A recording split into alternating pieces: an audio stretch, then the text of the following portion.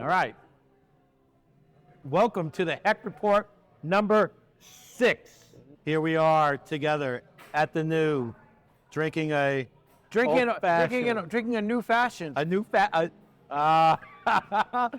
fashion. What if it works? What if it works? We're going to dive right in, Michael. Listen, All right. I'm going to set the scene. You've been involved in economic development for well over 10 years. yeah, on and off, mostly off.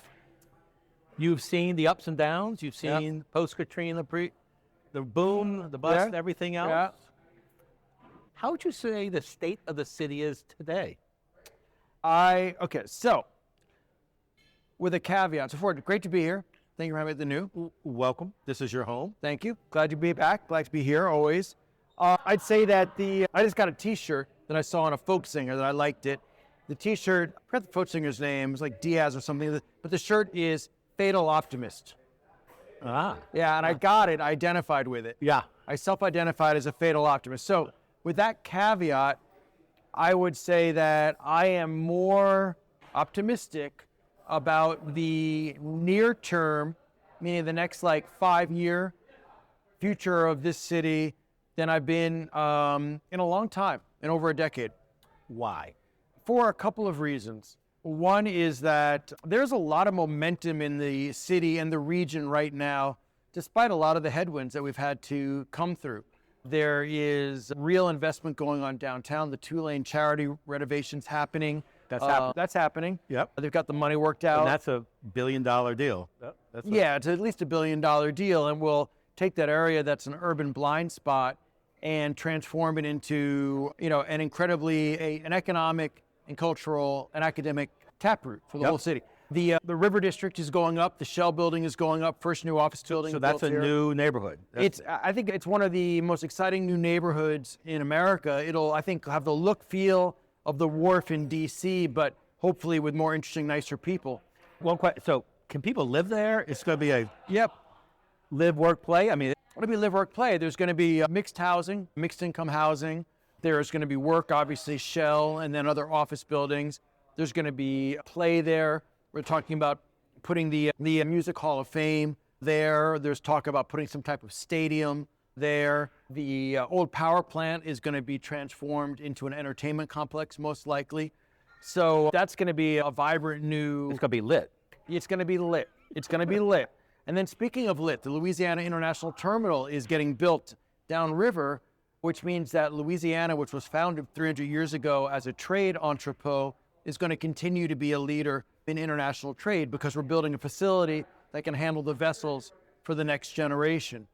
You've got also Plaza Tower getting redeveloped, which is a wondrous thing because I didn't know what was going to happen, but Lincoln Avenue Communities out of California, best affordable elderly housing developer in America, is coming in and developing that. New Lab, which is the premier technology early stage incubator in the country. They did the Brooklyn Navy Yards. They did Detroit at the old train station there in Saudi Arabia. We're working with them to put the next facility down in Bywater. It's going to be focusing on energy and maritime companies, getting them their start there. I just was visiting Detroit, 230,000 square feet, the real deal. You know the best business to benefit off of that? Bacchanal. Bacchanal, yes, and that gets me to the flip side. If you look at what we have endured, let's take Bacchanal as a metaphor. Do you remember the refrigerators out front? Hell yeah. Bacchanal is open after Katrina? Yeah, Okay. I mean, the fact that Bacchanal has survived Katrina, has survived the NSA and what it has become over the past decade, a truly terrible place of blight and despair. That's just the honest truth. Yeah. 1.5 million square feet of it. The challenges with public safety that we've now come through to a large degree, and it still is this vibrant place. It's really a metaphor for New Orleans. Yeah. We've had some rough times over the past, few years, whether it is the public safety, the terrorism attack, challenges with leadership. The fact that we're still ranked top 5 best city in the country, airport ranked #1, tourism back to pre-COVID levels. As a state, booming in energy, booming in aerospace, booming in shipping. The tech community here continuing to grow. Capato just said they're going up to 100 people. Yeah. DACA, DAQA going up to 100 people. It says that, hell, let's take Bacchanal. If Bacchanal was able to thrive through all of this, now they're going to have this massive tech and building community right next door, along with Gibbs Development doing 1 million square feet of mixed income housing and a new park that's going to, because Crescent City Park is going to go all the way down, then continue around up the canal like the Fly. It's a whole new frontier. I mean, It's a whole new frontier. And look, like Tim, are there headwinds? Definitely. We got to get the insurance thing fixed. We're slowly getting that fixed, but that's still an issue. We have reputational issues. Bigger markets are going to keep sucking away companies. That's the nature of consolidation. But yeah, I think that my fatal optimism is mostly justified right now. let me ask, 2 weeks ago, we elected a new mayor. Yeah. How does this play into it? What's your feeling about, I mean, she won with 55%. The council seemed to be an alignment from our community to elect the next round. There are a couple of things that I feel good about the election, or three things. One is that Mayor-elect Moreno clearly picked the right theme, which is a Super Bowl level city all the time for everyone. Yeah. It's a nonpartisan issue. Everybody cares about good streets, good safety. Just get shit done. Yeah, just get it done. So she picked the right theme. Then the campaign itself was, I think, the most flawlessly executed campaign I've seen in a long time. It was on message. It was ubiquitous. And as the article headline was in the paper, Helena showed up. Yeah. So I think that I take something from the way that campaign was run and think that's going to translate into the way the city is going to be run. A good plan with great people, well executed. And then the final thing is the fact that Helena won with as close to a mandate as you're going to get today, with 55% in the first round, really across demographics, across geographies, I think says that it's a message that everybody is bought into. And when I talk to people, I was just on the phone with a pastor coming over here, everybody seems to be excited for this. Yeah. And so I think we're at a moment of shared, just one part of the city that feels like things are turning their way. It seems to be collective. I didn't sort of think about it until the election day of the alignment of the council and Mayor-elect Helena.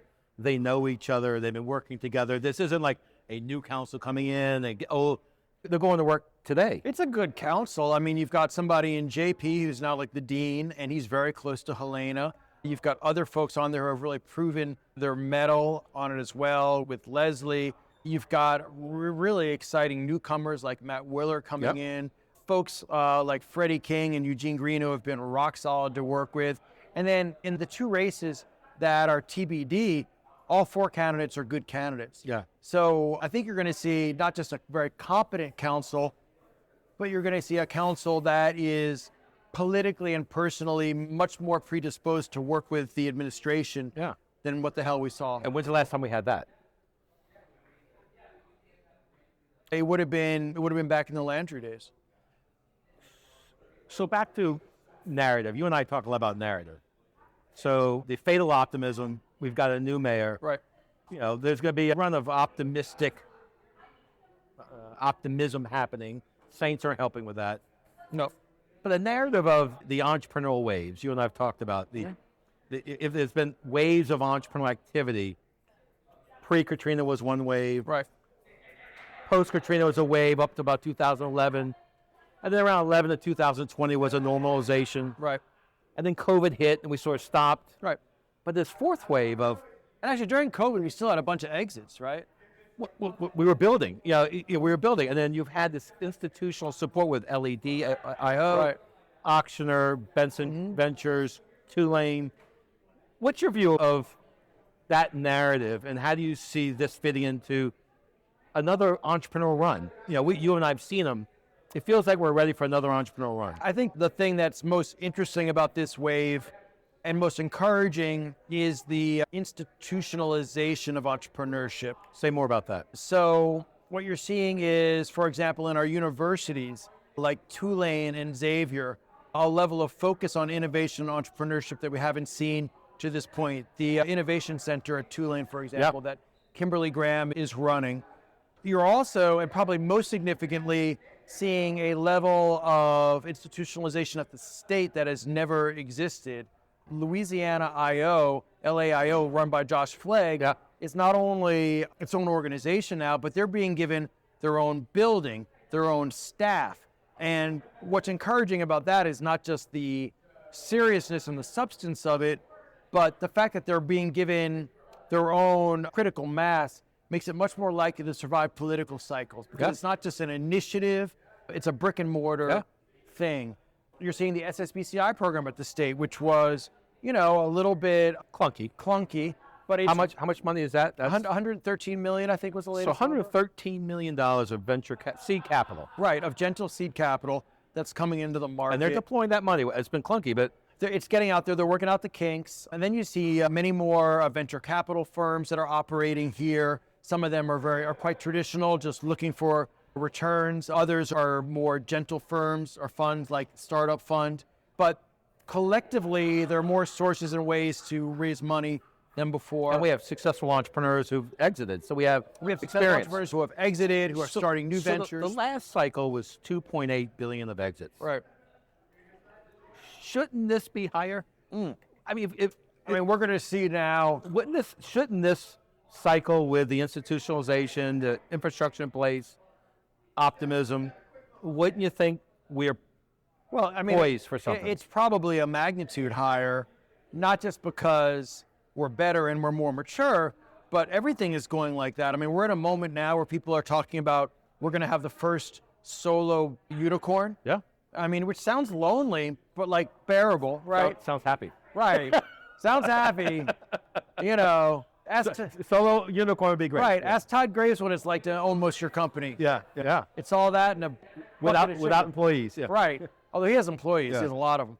So what do you think about Yeah. AI? Back on that. What's your opinion from economic development, the cycle, entrepreneurial wave? How should we be thinking about AI?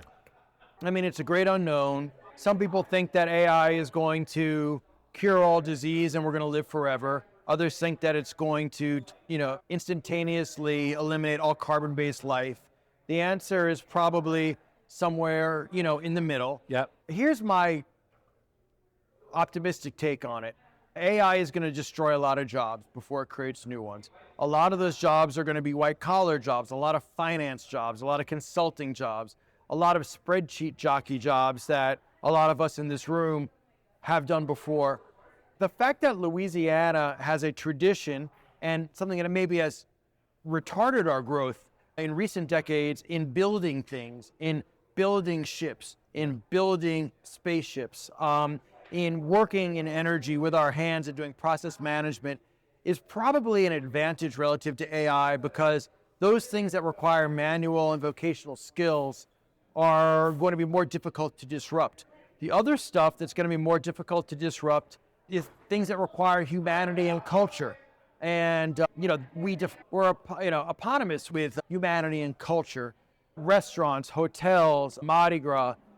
And so I'm not going to say that New Orleans is AI proof, but one of the things about Louisiana and New Orleans is we've tended to be counter-cyclical. Yeah. And my guess is that there'll be some degree of counter-cyclical softening of what AI does here. The places that really, I think, have to watch it are New York, which is still so finance dependent. Yeah. I think that's really at risk. New York is booming right now, but I think that's going to be a challenge. San Francisco is interesting because San Francisco is having a renaissance, in part because they've got a good mayor in Daniel Lurie, but in part because of AI coming in. But I do wonder about, to the degree that AI is going to destroy low-level coding jobs, how that all impacts over time. Some people say to me, what are we doing to capitalize on AI? And I think that is the $64,000 question, which... What's an opportunity? It's an opportunity, but what should we be doing? And I don't have a better answer yet than we should be doing what we're good at, which is, let's take shipbuilding. So I put out a thing this past Sunday on shipbuilding. What's happening with our shipbuilders is fascinating. So you've got Bollinger with $1 billion partnership with Finland because we need new ice cutters to defend the Arctic. Okay, that's dealing with new geopolitical phenomena. You've also got Bollinger doing barges that you can land rockets on for reusable rockets. That's a combination of the old with the new. You've got Metal Shark, which is down outside in Iberia, and they're doing all of these autonomous vessels that they work with the Navy on. You've got Ceronic, which came over here from Austin, which is interesting, which wants to build something called Port Alpha around Franklin, around Morgan City, which is going to be a massive campus designed to boats with no humans that blow shit up. And so I think that's a very interesting example, compelling example of us doing what we've always done, which is building ships, but now combining with what's happening in the new, which is, autonomous and drone technology and, for better or worse, warfare. Wow, that's a lot. That's a lot. I want to also, Here's to the future. Tell your children you love them. For those of you that are still I'd having like children. to add in sort of an observation from being here at the Nieux for 4 years. The creatives, the artists, the entrepreneurs, AI may be right up their alley.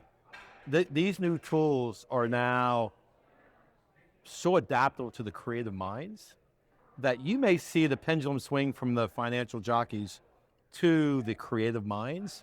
They could be one of the biggest beneficiaries out of this cycle.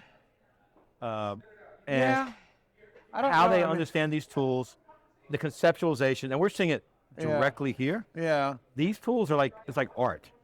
And to see how they're able to adapt them and use them, but more importantly, the amount of human creativity is about to come out because of the amount of time we have. Well, creativity is, to me, I don't know. I'm a big believer in the theory of relativity, which means that shit always stays the same. It's all just relative. And so to the degree that AI now allows us to create paintings or to code with a push of a button, I don't think that obviates the need to create. It just means that need to create has now gone to a deeper level. But your creative minds will be more valuable. Correct, right. It's how you, right. Creative minds.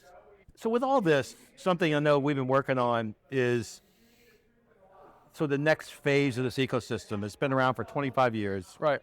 As we look for the next 25 years, there's been desire amongst folks to formalize the ecosystem in a way where it's sort of an operating system to try to think about creating conditions. Can you talk about the NOLA Entrepreneurship Council and the idea behind that, what you and we hope to accomplish with all that?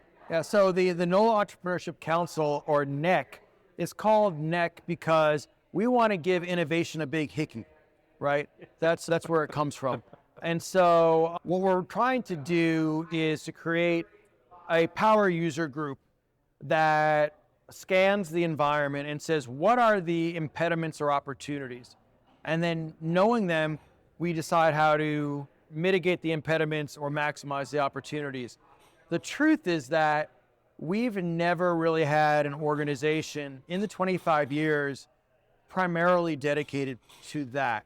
It's been some stuff that Idea Village would do, some stuff that GNO Inc. would do, some stuff that would just be taken up by a lone ranger. Yeah. Now it's, again, an institutionalization, a formalization of that, which is going to make it more effective because you're crowdsourcing issues and because you're able to harness the collective whole to prosecute, let's say, a piece of legislation. So I'll give a simple example. We have this perennial fight to defend the angel investor tax credit. Yeah. It's an important thing for obvious reasons to people watching this. So if an investor gives money, they get 25 to 35% back in tax credits. Right. So it's a nice way of defraying the risk of being an investor and encouraging people to invest. Kind of analogous to the tax benefit you get from donation. Yep. Except this donation, you get money back if it works. Before, when we wanted to defend it, we'd kind of have to decide if it was an issue, go and look around and find people to come testify. Now we almost have our own unofficial political action committee that can scan the horizon, activate people, and maybe in the same way the film industry was showing up in their red shirts to scream at people, we're showing up in our, AI-generated shirts like I made once, which were not very pretty, but, and doing that. So I think but now there's a political base. It's become real, right? There's now Tulane and Oxford. Well, I think that it's a thing now. To your credit, Tim, when you started Idea Village back before Katrina, it was a figment, it was an idea. Nobody really thought it was a thing. Through the early work, from about Katrina up until, I don't know, like 2015 or so, was I think when that idea became real. The exits kind of really put a exclamation point on that. We're no longer questioning whether entrepreneurship is a strategy or a core pillar of the economy. Which is amazing. That's a big statement. It's a big cultural shift, right? It's a big intellectual shift. It's part of our strategy now. Yeah, I mean, let's look at Tulane. Tulane after Katrina focused on social entrepreneurship, which was the idea that we're going to bring in all these do-gooders, we're going to bring them into New Orleans because it's Peace Corps with better food. Yeah. It was an attraction strategy. It was never an economic strategy. Now, under this latest iteration with the Tulane Innovation Institute, Entrepreneurship, I'm saying always Innovation Institute, it's actually been institutionalized as a core part of the Tulane brand and curriculum and working with the Freeman School of Business. Across all universities. Yeah, so it's cross-cutting. So it's a much more, I don't know, adult and serious approach. It's now part of their plan. Yeah. It's not just something they did on the side. It's part of their plan. It's like LED, it's part of their plan. Yeah. Auctioner is part of Auctioner Ventures. I mean, Benson Capital is part of their plan. It's part of the institution's plan. Right, it got all grown up. But we grew up. Right. We grew up. You know, like those things you see, the AI thing, it's like, you know, here's Miley Cyrus at 12. Well, and you think, Here's Miley Cyrus at 22. This is a different drink, but does it take 25 years for the institutions to come in? The grassroots movement created the conditions. I think that the truth of it is that if we're being honest, New Orleans is rarely a first mover. If necessity is the mother of invention, Katrina really impelled us towards entrepreneurship. I don't know that what you did at LOA in 2000 or 2001 would have been as successful if not for the tragedy of Katrina, forcing us to embrace this. I would challenge it the other way. It's like 2000, no one was talking about ecosystems. We were early in this conversation about entrepreneurship as a strategy. You were drunk is what you were. As we are now. But no, that idea of entrepreneurship as a civic strategy, Right. New Orleans was early. Katrina scaled it. It actually validated it. Scaled it, and I just think because that- if we weren't there about a civic strategy, it would have gone away. The fact that it was a civic strategy scaled because that became part of a global civic strategy. Right, I agree with that. I agree with that. So the idea was a civic strategy, not a capitalistic strategy. New Orleans was very early, and Katrina just validated the civic strategy for entrepreneurship to sustain a city. Yeah, but then they go hand in hand. Yeah. You know, it's that's the nice thing about entrepreneurship is that it's both a civic, cultural, and an economic endeavor if it's done right. In fact, I think one of the things that began to happen in San Francisco, where I was during .com 1.0, is .com 1.0, and if you know, you know, was not just about having an exit, it was about PLUR. And if you don't know what PLUR stands for, then you're not old enough. And then when it's after .com 1.0, all that PLUR stuff, went out to Burning Man and never came home. Yeah. And it just became private equity, take return, and San Francisco became brittle. Yeah. And I think that's one of the reasons why it began to lose its luster, that combined with some crazy policies or non-policies. And I think that what you have in New Orleans is a potential to always have both. Yeah. And that's where you find real fulfillment. And I think it's where this NEC may be that role of how do you do this right? New Orleans' way. Yeah, I mean, I don't think the NEC is going to be the cultural taproot. I think it's going to be more the technical catalyst for a lot of what we have to do. All right. Fatalistic optimism, a new mayor, a fourth wave, institutionalization. Last question, Michael. Moonshot, 5 years from now. Tell me a big eye. Tell me your greatest hope. What's beyond optimism? What's irrational optimism? What would you see in New Orleans 5 years from now if all of this works? Well, 5 years is a really short period of time. 10 years. Okay, 10 years? If this all works, then in 10 years, let's go back to 5 years, because there's a very simple way to define what enormous success looks like. If all this works, then in 5 years, the population of the city of New Orleans will be back above 400,000 people. So that's the metric. Nothing. That is the That's the only metric. thing that matters. Well, No. there's a shit ton that matters for all of it is population. So 400,000 by 5 years, 10 years from now. 10 years from now would be that New Orleans is has gone from being a legacy city to being a sizzle city. And that's a very hard jump to make. Even like Pittsburgh has not really made it. And that the challenges that we're dealing with in 10 years will not be challenges of stagnation, which are about having too much overhead and not enough population and tax base to support it, but growth challenges, which are challenges of making the city still work for everybody. And they're real challenges. I mean, gentrification, for example, is a very real challenge. But I'll quote Mike Bloomberg, who was once asked, what's the best cure for gentrification? And he said, to have a city fail. Yeah. And I'd much rather be dealing with growth problems than stagnation problems. So in 10 years, we will have a city that is in this wonderful dynamic tension between success and livability. Yeah. But it's a dynamic tension that's being actively negotiated, so it doesn't go too far in one way, and it doesn't fall too far the other. That preservation progress. But I do think that the measure of all of this will be, New Orleans once had close to 700,000 people. I don't know that we'll get back to that, but if New Orleans got back to a population of 500,000, that would be Shohei Ohtani knock it out of the park 3 times while pitching 10 strikeouts. That it would be that, and as a region, it would be going back up to like moving towards 2 million people. We're at about 1.4. That would start to build out 1.3. on the And as a state, this is the first year last year that we didn't shrink. We gained 30,000. If Louisiana as a state went back north of 5 million, so if in 10 years we would have bottomed out after COVID and now we were starting to gently go back up, I think that is what we should be measured by. I'm not saying anybody's totally responsible or totally for blame, but perhaps it's a collective goal. it is kind of the thing. Yep. Michael, with all that, here's a hat. Thank about you. Collective innovation. Collective innovation. It's going to take collective innovation. With that, thank you. Thank you. For Thank you. everything. Collective innovation, or as we call it, Clinovation. What? Right. I've been accused of being a cunning linguist. Michael, here's to the fourth Thank you. wave. Let's Here's go. to the fourth wave. 1, 2, 3, 4.